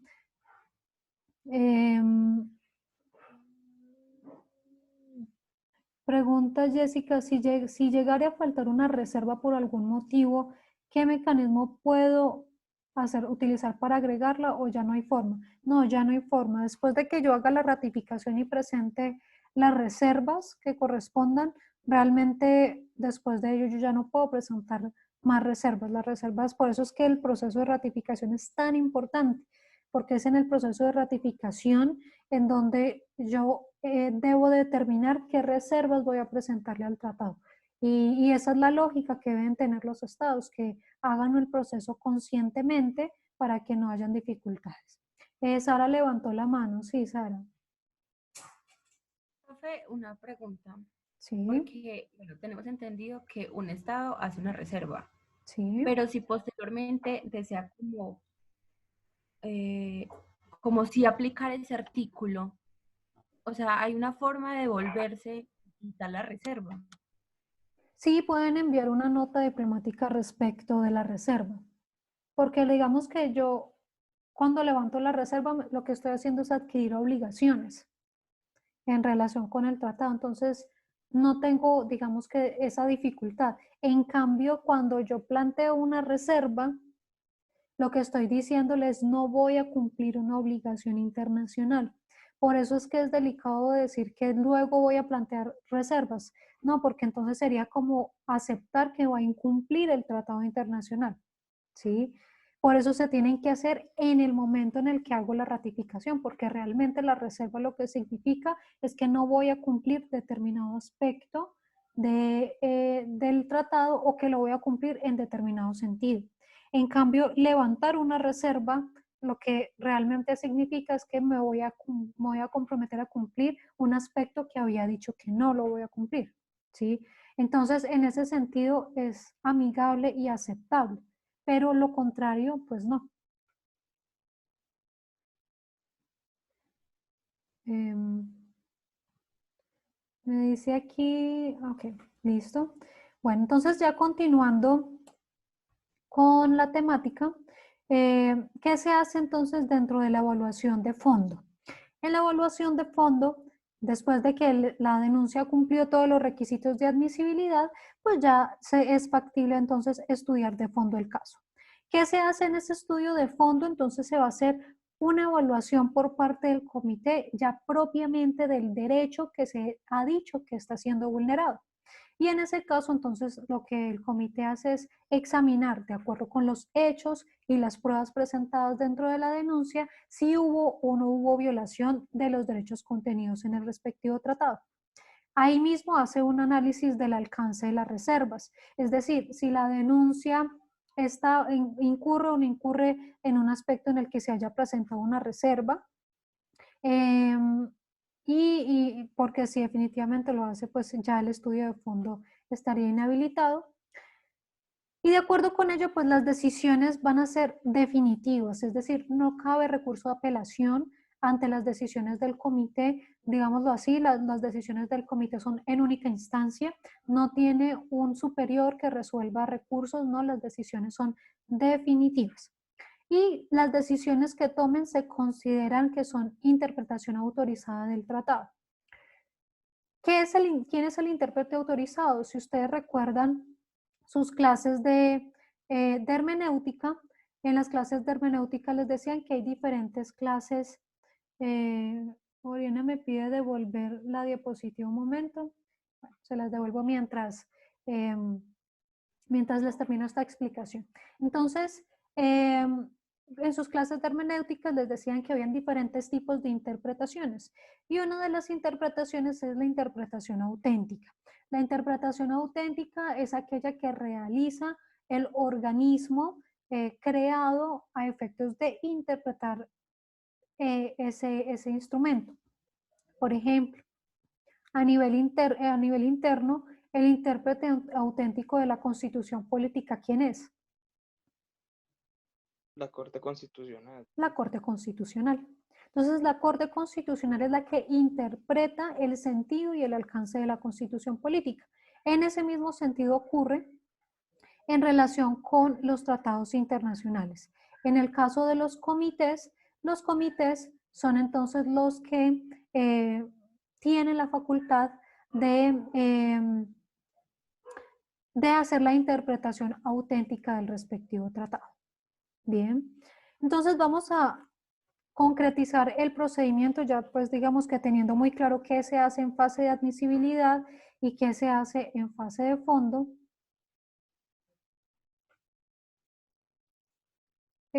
Preguntan si solo se revisa el contenido de los tratados o también de las normas internas. Bueno, ¿en qué sentido? O sea, cuando los comités hacen la interpretación auténtica, la facultad o la competencia que tienen los comités es únicamente respecto del tratado. Los comités no pueden decir cómo se tiene que interpretar la constitución política o cómo se tiene que interpretar determinada norma. Algunas veces, sobre todo más la Secretaría de la ONU llama la atención cuando encuentran normas que potencialmente pueden llegar a violar derechos humanos. Normalmente sí hace llamados, ¿no? Indicando, por ejemplo, que la ONU no promueve la aceptación de esa disposición. Y de hecho sucedió, sí, Daniela, ahí te pongo la diapositiva. De hecho, eso sucedió el año pasado, pero no respecto de la ONU, fue en la OEA. La Comisión Interamericana llamó la atención de Guatemala por una ley que querían aprobar en donde se promovían amnistías respecto a delitos de lesa humanidad. Entonces, la comisión hizo un llamado a Guatemala y le solicitó que no promoviera ni aprobara esa norma porque iba en contra de las disposiciones de la Convención Americana. Bien, entonces fue una disposición que en ese momento dentro del contexto pues se evaluó y se consideró por parte de la comisión, pero no en un caso concreto, eso fue un pronunciamiento de la Secretaría General. Los comités de la ONU no tienen la facultad de interpretar las normas internas, más allá de que de pronto en un caso concreto tengan que analizar si vulnera o no vulnera un hecho en concreto, ¿no? Que puede ser en torno a una denuncia, ¿no? Por ejemplo, hubo una denuncia, creo que no es de las que ustedes leyeron dentro de la actividad, hubo una denuncia que se presentó por parte de Filipinas ante el comité de la CEDAW, del Comité contra la Discriminación de la Mujer, porque se está implementando una política pública que restringía el acceso a los métodos anticonceptivos por parte de las mujeres. Y en ese caso, pues lo que se entró a examinar por parte del comité fue la política pública que se estaba implementando y si esa política pública iba en contra o limitaba o discriminaba a la mujer. ¿Sí? Pero realmente la interpretación que hace es del alcance que tenía la Convención de Discriminación contra la Mujer. Bien. Bueno, entonces, ahora sí, concretizando el procedimiento, ya teniendo claro cuando hablamos de admisibilidad a qué se hace referencia y cuando hablamos de decisión de fondo a qué se hace referencia, miremos brevemente el procedimiento que se surte por parte del comité. Entonces, lo primero, recuerden, es recibir la comunicación individual. Esa comunicación individual pues va a ser registrada si cumple pues los mínimos, que es lo que normalmente miran, que tenga claridad, que tenga un orden. Si de pronto se observa que hay falta de claridad en algún aspecto, la Secretaría puede solicitar información adicional a el respectivo denunciante o autor de la petición para que aclare algún aspecto oscuro. Si cumple con los criterios mínimos de registro, es decir, lo que hemos venido hablando, que es ya claridad, que se relacionen con los hechos, la comunicación se registra. Si no lo cumple, pues la comunicación no se va a registrar y va a ser archivada. Entonces, bueno, en general, pues las denuncias cuando cumplen esos criterios de registro se van a realizar el correspondiente registro. Cuando se ha hecho el registro, cuando se ha hecho el correspondiente registro, se pueden tomar dos caminos. Este es el primer camino, que es más breve, y este es el segundo camino. Les voy a explicar los dos caminos, empezando por este. ¿Sí? ¿Me puede volver la diapositiva, por favor? Ok, bien. Entonces recuerden, en la fase inicial es simplemente el registro, que es lo primero que hablamos, ¿no? El registro hace referencia a la recepción de la denuncia y a una revisión inicial que se hace en la secretaría, ¿sí?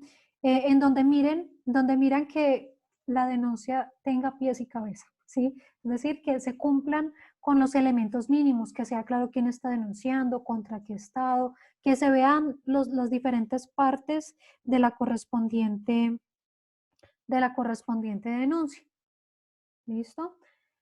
Si no se cumple, entonces les decía, van a pedir información adicional. Normalmente cuando no se aporta, lo que van a hacer es que van a archivar la respectiva comunicación. Cuando se cumplen esos criterios de registro, pues entonces la comunicación se va a registrar. ¿Listo? ¿Puedo pasar a la siguiente diapositiva?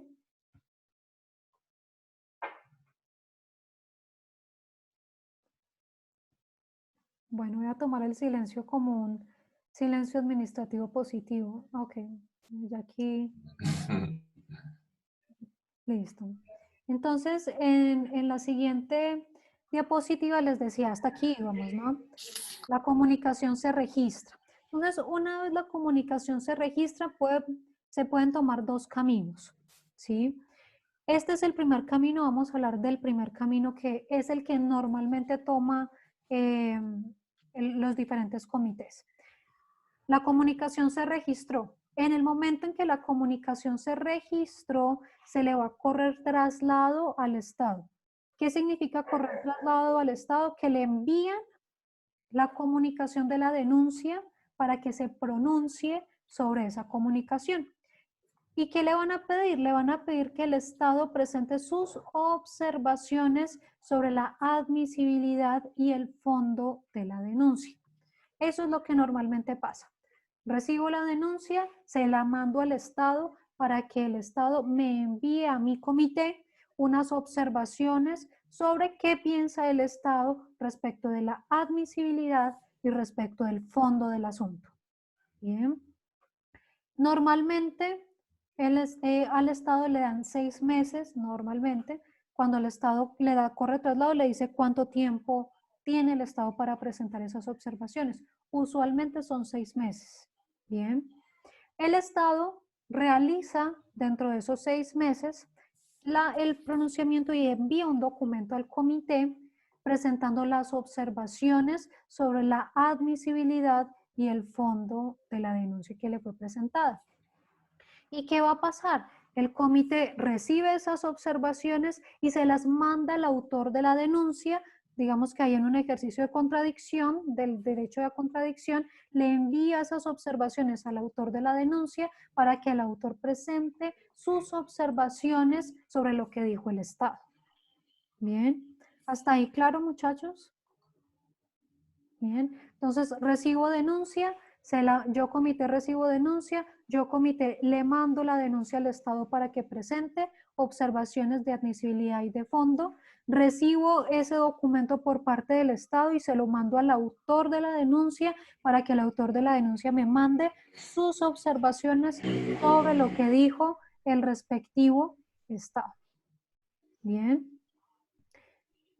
¿Qué va a pasar después de haber recibido las observaciones por parte del respectivo Oriana? Entonces, Oriana, retroalimento. La comunicación se registra. ¿Sí? Yo comité recibí la comunicación. Yo comité, ¿qué voy a hacer? Le voy a mandar al Estado contra el que me denunciaron. Supongamos yo recibí una denuncia contra Colombia. Yo comité le mando a Colombia a través del Ministerio de Relaciones Exteriores yo le mando a Colombia esa denuncia para que el comité, Jessica, sí, el comité es el que hace el traslado. Yo comité le mando a Colombia a través del Ministerio de Relaciones Exteriores la denuncia y le digo, Colombia, tienes 6 meses para que te pronuncies sobre la denuncia y para que respecto a esa denuncia me mandes tus observaciones sobre la admisibilidad y sobre el fondo. ¿Qué significa que observaciones sobre la admisibilidad? Sobre lo que hablamos arriba. Si hubo legitimidad, si se agotaron recursos internos, si no era sobre reservas, etc. Y sobre el fondo, es decir, si hubo violación o no hubo violación a los derechos alegados en la denuncia. Entonces, yo comité le mando a Colombia la denuncia para que me mande esas observaciones de admisibilidad y de fondo. Colombia tiene 6 meses para hacer eso. Colombia en los 6 meses me manda sus observaciones.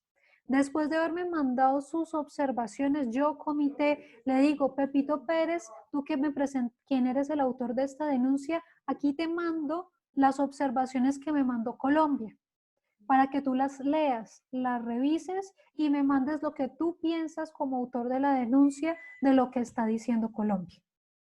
Bien, ese es el trámite que venimos hablando y es este que les estoy mostrando aquí, que es el camino que normalmente toma el comité. Este todavía no lo hemos hablado, ya lo vamos a hablar. ¿Hasta aquí es claro, muchachos? Bien. Entonces, hecho esto, ¿qué va a pasar? Después de que el Estado presentó sus observaciones y el autor presentó sus observaciones sobre lo que dijo el Estado, a continuación, entonces, el comité se pronuncia sobre la admisibilidad y el fondo. ¿Con base en qué? Con base en la denuncia que se presentó, con base en las observaciones del Estado y con base en las observaciones del autor sobre el pronunciamiento del Estado. ¿Sí? Entonces, ya ahí sí, el comité se pronuncia sobre la admisibilidad y el fondo. Los compañeros que hayan podido revisar denuncias habrán visto que en general eso fue lo que pasó. Hacen una revisión general sobre la admisibilidad y al final el comité se pronuncia sobre el fondo. ¿Qué puede decidir el comité? El comité tiene que decidir las dos cosas, tiene que decidir si fue admisible y sobre el fondo. Entonces toma la decisión en el mismo documento, en el mismo informe de denuncia, se pronuncia de las dos cosas. Primero, tiene que pronunciarse sobre la admisibilidad. Y en relación con la admisibilidad, va a decir si es admisible o es inadmisible. Si el trámite es inadmisible, definitivamente hasta ahí llega el trámite. Y la decisión será que es inadmisible. Bueno, creo que no fue en el grupo de ustedes que hubo una decisión de un comité que se declaraba inadmisible, fue en otro grupo. Pero puede declarar también que es admisible. Y en ese caso, después de haber dicho que es admisible, lo que va a hacer es que va a pronunciarse sobre si hubo o no hubo violación al derecho. ¿Sí? Entonces, el hecho de que la denuncia sea declarada admisible no significa que se va a declarar que hubo violación. Puede pasar que la denuncia sea admisible y que se declare que no hubo violación. Bien. Después de la declaratoria de admisibilidad, si no hubo violación, pues hasta ahí va a llegar el caso. Si se declara que hubo violación, entonces el comité va a hacer unas recomendaciones al Estado para que le indique para que se tome ciertas acciones a fin de remediar la violación. Y respecto de esas acciones va a ser un seguimiento. Bien. Va a ser un seguimiento de si el Estado cumplió o no cumplió con sus recomendaciones. Bien, ese es el trámite usual que se surte dentro de los comités. ¿Alguna pregunta hasta aquí, muchachos?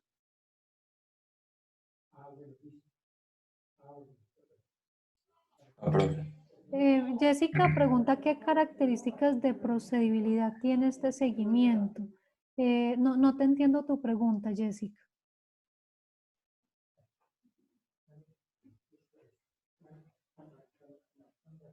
Bueno, mientras Jessica aclara, ¿quién iba a preguntar algo?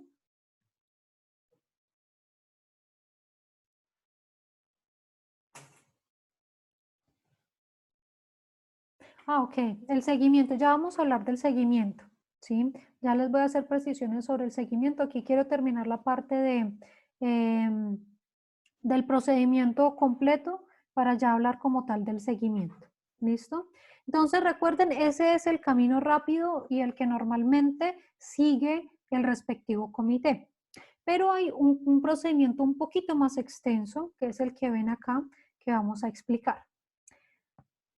¿Qué pasa en este camino? En este camino, recuerden, yo comité recibí la denuncia de Colombia y yo comité le corrí traslado a Colombia, le dije a Colombia, aquí te envío la denuncia para que te pronuncies sobre la admisibilidad y fondo. Pero Colombia puede decir, no, esta denuncia no está bien hecha. Esta denuncia no agotaron los recursos internos o cabe en una reserva, en fin. ¿Tiene algún problema la denuncia en términos de admisibilidad? Entonces, ¿qué puede hacer el Estado? Si ve, por ejemplo, que esa denuncia probablemente no amerita llegar a estudiarse el fondo porque de por sí no es admisible. Entonces, lo que va a hacer es enviar. Recuerden que normalmente les dan 6 meses para que se pronuncien, ¿no? Entonces, lo que va a hacer es, dentro de los 2 primeros meses, va a enviar observaciones solamente sobre la admisibilidad. Bien. Reitero todo el procedimiento. Yo comité recibí la denuncia contra Colombia. Yo comité le envié a Colombia la denuncia y le dije, tienes 6 meses para que te pronuncies de la admisibilidad y fondo.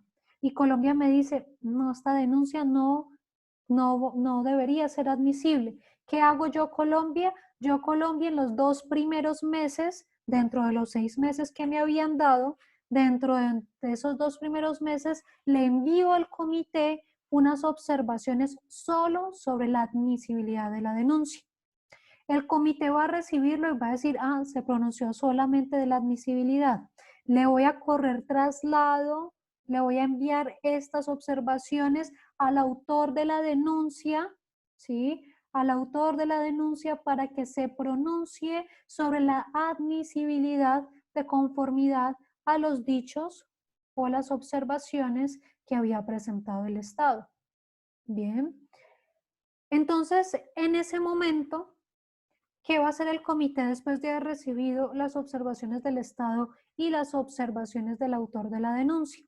Va a entrar a examinar si de verdad separa el estudio de admisibilidad para pronunciarse solo sobre admisibilidad o si debe hacer el estudio conjunto de admisibilidad y de fondo. Normalmente cuando separa el estudio, normalmente es porque encuentra que sí hay deficiencias en torno a la admisibilidad, normalmente. Pero puede pasar que decida, porque sea un caso complejo, estudiar la admisibilidad de manera independiente al fondo. Bien, entonces recuerden que va a ser el respectivo comité. El comité va a estudiar si sí separa la admisibilidad del fondo. ¿Sí? Una preguntita, ¿quién hace la solicitud de separar el examen? Normalmente el Estado. El Estado, cuando presenta sus observaciones de manera independiente, sus observaciones de admisibilidad de manera independiente al fondo, normalmente solicita que se estudie primero la admisibilidad. Bien. Entonces, ese estudio de separar o no el informe de admisibilidad puede ser denegada y pueden decirle no, definitivamente no vale la pena separar el estudio de admisibilidad y fondo en este caso, en cuyo caso entonces le van a pedir al Estado que se pronuncie de fondo y se va a continuar el mismo trámite. El Estado se pronuncia de fondo y luego el comité se pronuncia completamente de las dos cosas, de admisibilidad y de fondo. Si decide negar el estudio separado de admisibilidad y de fondo. Si concede la petición y dice, no, voy a estudiar de manera independiente admisibilidad y fondo, entonces, ¿qué va a hacer? Va a pronunciarse sobre la admisibilidad. ¿Y por qué se puede pronunciar sobre la admisibilidad? Porque recuerden, el Estado y el autor ya se habían pronunciado sobre admisibilidad. Entonces, ¿qué va a hacer a continuación? Va a tomar su decisión, aquí pueden verlo completo, va a tomar su decisión sobre la admisibilidad. Recuerden, si lo deniegan, el Estado presenta su informe de fondo, se le corre traslado al autor y ahí sí, el comité se pronuncia tanto en admisibilidad como en fondo. Si es concedida, entonces el comité se va a pronunciar solamente sobre la admisibilidad y puede declararlo inadmisible. Eso significa que hasta ahí va a llegar el procedimiento sin pronunciarse de fondo. Si lo declara admisible, entonces ya ahí sí le va a pedir al Estado que se pronuncie de fondo. Ese pronunciamiento que haga el Estado se le corre traslado al autor para que también se pronuncie y ahí sí el comité entra a estudiar fondo del caso y podrá decir que no hubo violación, por ejemplo. Y en ese caso de que no haya violación, entonces hasta ahí llega el procedimiento. Pero si encuentra que efectivamente sí hubo violación a los derechos, entonces dará las recomendaciones al Estado para que corrija esa situación y realizará el seguimiento del caso a continuación. Bien, ¿en qué consiste? Ahora sí la pregunta de Jessica. ¿En qué consiste entonces ese seguimiento que se realiza por parte del respectivo comité? Entonces, cuando hay una decisión favorable, lo que hace el respectivo comité es solicitarle al Estado que dentro de los 180 días siguientes al informe o la decisión del comité se presente la información sobre qué medidas ha tomado el Estado para darle cumplimiento a las recomendaciones que le dio el comité. El Estado entonces presenta ese informe y el comité entraría a pronunciarse sobre si el Estado le dio o no le dio cumplimiento a esas recomendaciones. Por lo mismo, si sí les dio cumplimiento, pues considerará cerrar el caso por habérsele dado cumplimiento, pero si no le ha dado cumplimiento, entonces el caso va a permanecer abierto hasta que se cumpla a satisfacción las medidas solicitadas por el comité. ¿Y qué significa que se cumpla a cabalidad? Significa que el Estado va a tener que enviar, cada que el comité le pida información, el Estado va a tener que enviar información sobre qué avances ha tenido. Si no ha tenido ningún avance, el comité hará un llamado de atención, le solicitará que cumpla con las medidas y hasta tanto no las cumpla, el caso seguirá abierto. Y en general ese es el procedimiento que surten la mayor parte de los organismos internacionales, jurisdiccionales o cuasi jurisdiccionales. Por ejemplo, no sé si ustedes se dieron cuenta que la Corte Interamericana esta semana se pronunció sobre una sentencia contra Colombia en el caso Duque versus Colombia, no es Iván Duque, otro Duque, el caso Duque versus Colombia, en el que declaró 100% cumplida la sentencia y por lo mismo va a archivar el caso porque Colombia cumplió el 100% de la sentencia. Otros casos no pasa eso y el caso seguirá abierto hasta tanto se cumplan con las medidas ordenadas por el comité. ¿De acuerdo? Bueno, nos quedan pendientes dos aspectos muy puntuales, que eso sí los terminamos muy rápido la próxima sesión, que tienen que ver con las observaciones generales y los procedimientos de investigación. Bien, voy a llamar a lista y si hay alguna pregunta, bueno, me la pueden ir escribiendo por el chat, en tanto yo voy llamando a lista. ¿Listo? La idea es que a partir de esta clase vamos a estar llamando a lista y quienes tengan de pronto alguna dificultad de conexión se pueden comunicar conmigo para efectos de comunicarnos. De todas formas, el video yo lo subo a YouTube y se los comparto por el grupo. Juan Mateo Alvarino está. Presente, profe. Okay. Juliana Melisa Alzate. Presente. Santiago Arias. ¿Santiago está?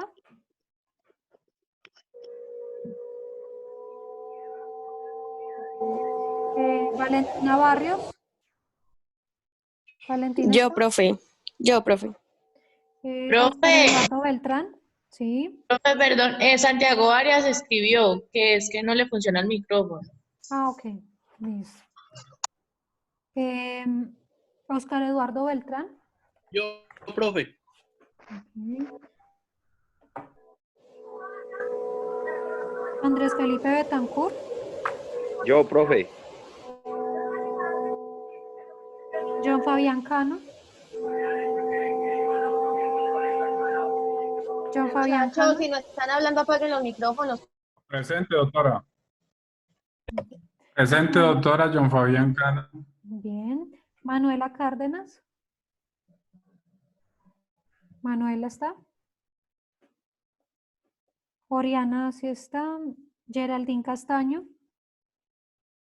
Geraldine.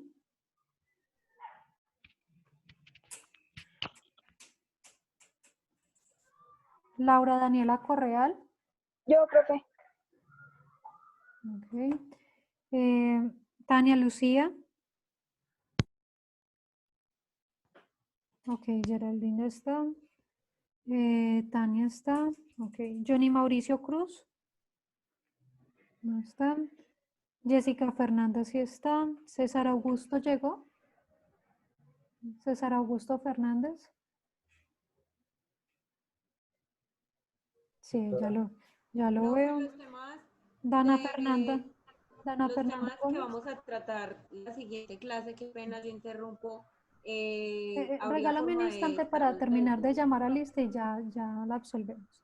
Sana, ¿sí está? Valeria Fernández. Yo, profe, Valeria Hernández. Ah, Hernández. Alexis Hurtado. Ok. Alexis está, sí. Santiago Londoño. También lo veo. Jorge Andrés Marín. Profe, yo, Santiago Londoño. Ok. Presente, Jorge. Bien. Karen Isabel Marín. Presente, profe. Ok. Sebastián Camilo Pulesio. Yo, profe. Karen Andrea Ramírez. Presente, profe. Ok. Laura Melisa Ramos. Yo, profe. Laura, Melisa. Bien. Caterina Rubiano. Presente, profe. Heidi Alejandra Sánchez. Presente, profe. Daniel Alejandro. Sí lo oí comentar. Caterina Taborda. Yo, profe, presente. Okay. Jorge Iván Trujillo también comentó. Juan David Tulcán. Yo, profe. Estefanía Valencia. Estefanía Valencia está. Yo, profe, acá estoy. Valentina Valencia. Presente, profe. Y Julián Díaz. Bueno, ahora profe, una cosa. ¿Qué preguntabas? Profe, no me llamo a mí, Estefanía Ocampo. Estefanía Ocampo. Sí, te llamé, acá estás. Bueno, gracias, profe. Jessica, ahora sí, cuéntanos. Profe, que sobre los temas que usted va a dar sobre la próxima clase, ¿habría forma de estarlos leyendo pues las personas que queramos sobre el tema para llegar más sí, acordes de hecho, sí, el video complementario de esta semana es sobre el sistema extraconvencional, que es el tema que vamos a desarrollar la próxima semana. Entonces, pueden ver el video complementario y de hecho, pues va a ser la temática de la otra semana. Entonces, pueden verlo y si tienen alguna duda del video, pues va a ser también la temática del muchas gracias. Profe, una pregunta. ¿Y entonces para cuándo al fin quedó como la socialización de los comités? Bueno, como les decía, la idea, digamos que la calificación como tal de los comités es realmente del trabajo escrito, ¿sí? Entonces la nota no sale de sustentación como si es la jurisprudencia, que la idea es que la otra semana hagamos la socialización de la jurisprudencia, ¿de acuerdo?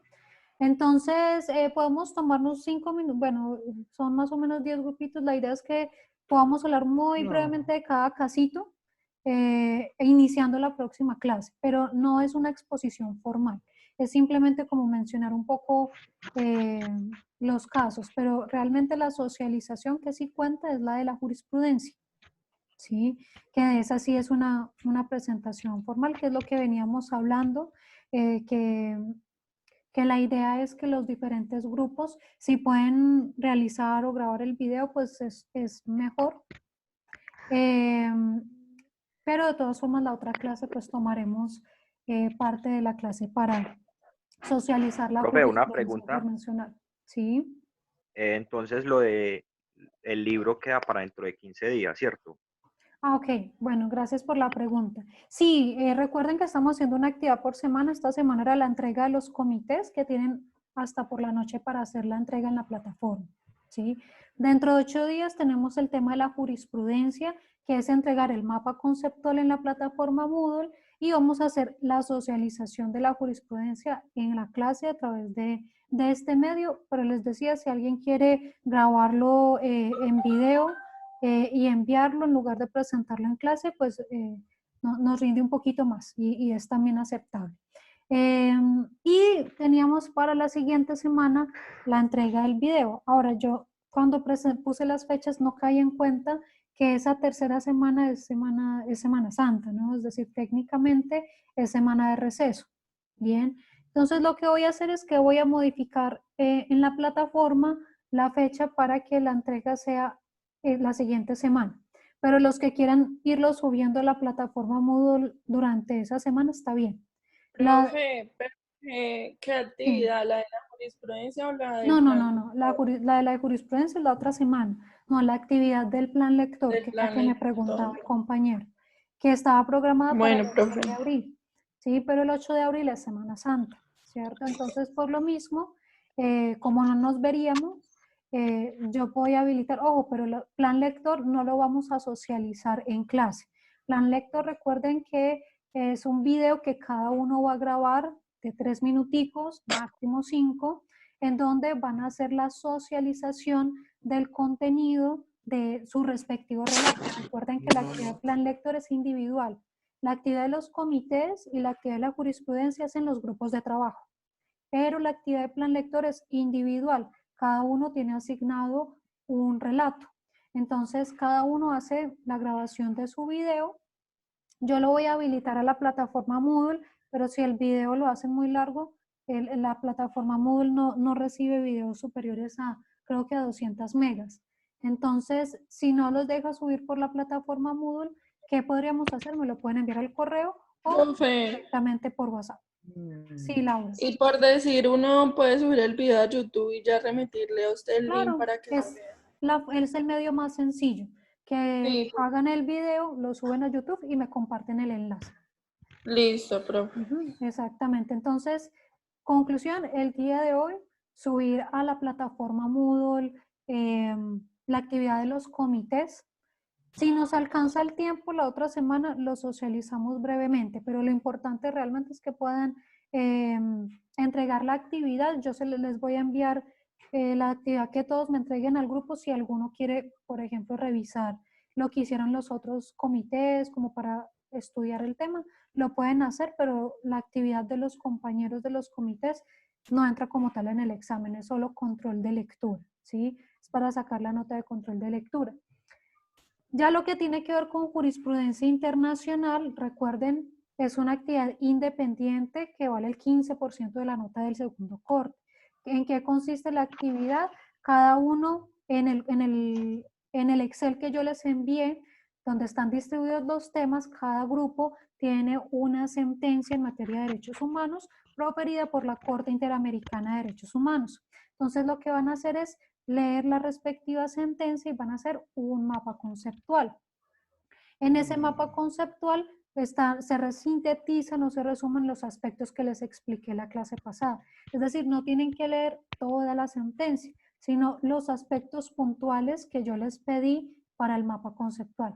Por ejemplo, los hechos y el análisis del caso y la decisión del caso, que son básicamente los aspectos puntuales. Normalmente Las sentencias tienen otros aspectos. Por ejemplo, en las partes finales los jueces incluyen sus votos, los votos aclarativos, los votos concurrentes. Esa parte no la tienen que leer. Los aspectos relacionados con las pruebas no lo tienen que leer. De los hechos pasan directamente al análisis del caso, ¿sí? Y simplemente pues resaltar los aspectos puntuales que les decía. Entonces ustedes van a entregar el mapa conceptual en la plataforma Moodle y ya en la próxima sesión, tras terminar estos aspectos puntuales, cada grupito en 5 minutos, recuerden que la actividad son máximo 5 minutos. Profe, una pregunta. Sí. Qué pena interrumpirla. ¿Uno podría entonces de pronto grabar el video de la jurisprudencia? Sí, sí, es lo que les decía. Lo ideal y es lo que yo les recomiendo, en la medida de las posibilidades, que los grupos graben el video de la jurisprudencia, ¿sí? Y ya pues el video pues lo compartimos a los compañeros en lugar de verlo en la sesión y ya yo diría la calificación y la retroalimentación por fuera. Pero sí es el mecanismo que puedan emplear. Yo les recomiendo, si los grupos tienen la posibilidad de hacerlo, grabar el video. Lo pueden subir a YouTube, es el video, la forma más fácil, subirlo a YouTube y me comparten el enlace, ¿sí? Si tienen esa dificultad, bueno, entonces me lo comparten por WhatsApp o lo envían al grupo, ¿de acuerdo? Y lo mismo ocurre ya en el caso de la actividad de plan lector, es que cada uno grabe su respectivo video y me lo comparta, ya sea con el enlace de YouTube o me comparta el video a mi WhatsApp, ¿de acuerdo? Profe, qué pena. Mira, silenciaste el micrófono. Profe, una pregunta, qué pena. Los videos complementarios para hacer pues el comentario, ¿hasta cuándo hay plazo? Ok. Tienen el plazo para comentar los 2 primeros videos hasta este domingo. Bueno, pues muchas gracias. ¿Listo? ¿Alguna otra pregunta? Profe. Sí, Oriana. Pero usted en el WhatsApp solamente había enviado un video, o sea que son los 2. Ok, el segundo video complementario también está en la plataforma Moodle sobre el sistema extraconvencional. Entonces ahorita se los reenvío, entonces solo el 902. Se los reenvío y bueno, no hay problema. Si aquí al domingo tienen necesidad, lo ampliamos hasta el miércoles de la otra semana. Bueno, profe, muchas gracias. ¿Listo? ¿Alguna otra pregunta, muchachos?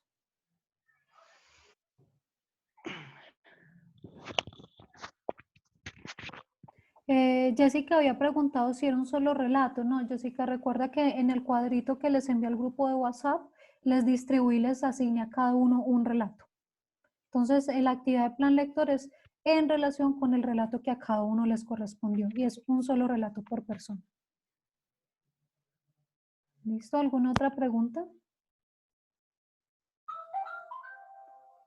Bueno, muchachos, entonces muchas gracias por la participación. Igual si hay alguna otra pregunta que les vaya surgiendo en el camino, me van comentando.